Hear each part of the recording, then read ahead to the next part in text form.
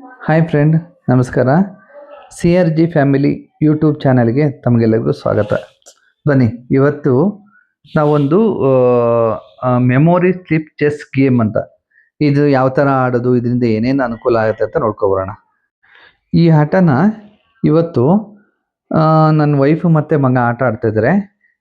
ಇದನ್ನು ಹೇಗೆ ಆಡೋದು ಅಂತ ಫಸ್ಟ್ ಅದನ್ನ ಬ್ರೀಫಾಗಿ ಹೇಳ್ತೀನಿ.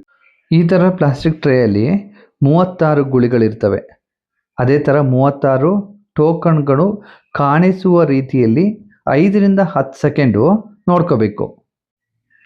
ಈ ಟೋಕನ್ಗಳು ಎಲ್ಲ ಎರಡೆರಡು ಹಣ್ಣುಗಳ ಟೋಕನ್ಗಳಾಗಿರ್ತವೆ.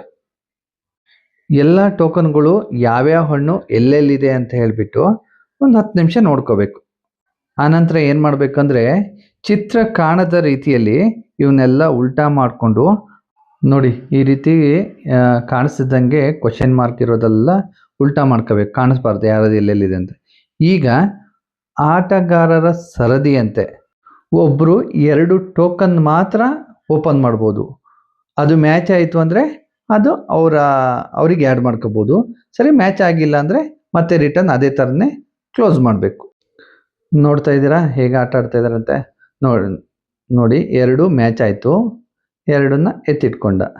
ಮತ್ತೆ ಇನ್ನೊಂದು ಸರಿ ಇವ್ರು ನೋಡಿದ್ರು, ಇಲ್ಲ ಮ್ಯಾಚ್ ಆಗಿಲ್ಲ, ಮತ್ತೆ ಅದೇ ಥರ ವಾಪಸ್ಸು ಕ್ಲೋಸ್ ಮಾಡೋಕ್ಕೆ. ಮತ್ತೆ ನೋಡಿ ಇವನು ಮಾಡ್ತಾ ಇದ್ದಾನೆ, 2 ಎಳನೀರು ಮ್ಯಾಚ್ ಆಯಿತು, ಎತ್ತಿಟ್ಕೊಂಡ.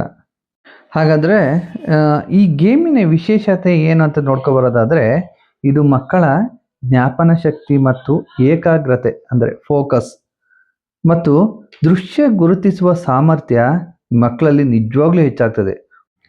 ಈ ಗೇಮ್ ಆಡೋದ್ರಿಂದ ಮಕ್ಕಳಲ್ಲಿ ಮೆಮೊರಿ ಪವರ್ ಹೆಚ್ಚಲು ತುಂಬ ಸಹಕಾರಿಯಾಗುತ್ತದೆ ಅಂದರೆ ತಪ್ಪಾಗಲ್ಲ. ಈ ಗೇಮನ್ನು ಪ್ರತಿಯೊಬ್ಬರ ಮನೇಲೂ ಮಕ್ಕಳು ಮತ್ತು ಪೇರೆಂಟ್ಸ್ ಆಡೋದ್ರಿಂದ ನಿಜವಾಗ್ಲೂ ಇದು ಎಜುಕೇಷನಿಗೆ ತುಂಬ ಹೆಲ್ಪ್ ಆಗುತ್ತೆ ಅಂದರೆ ನಿಜವಾಗ್ಲೂ ತಪ್ಪಾಗಲ್ಲ. ನೋಡ್ರಿ ಆಡ್ತಾ ಇದ್ದಾರೆ. ಇದರಲ್ಲಿ ಹೈಯೆಸ್ಟು ಟೋಕನ್ ಯಾರಿಗೆ ಬರುತ್ತೆ ಅವರು ವಿನ್ನು.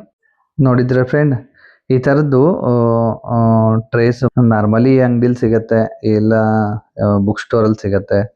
ಬಟ್ ನಾವು ಇದನ್ನೆಲ್ಲೋ ಟ್ರೈನಲ್ಲಿ ಹೋಗ್ಬೇಕಾದ್ರೆ ತೊಗೊಬಂದಿರೋದು ಅನಿಸುತ್ತೆ. ಬಟ್ ಅವಾಗ ಆಡ್ತಾ ಇರ್ತೀವಿ.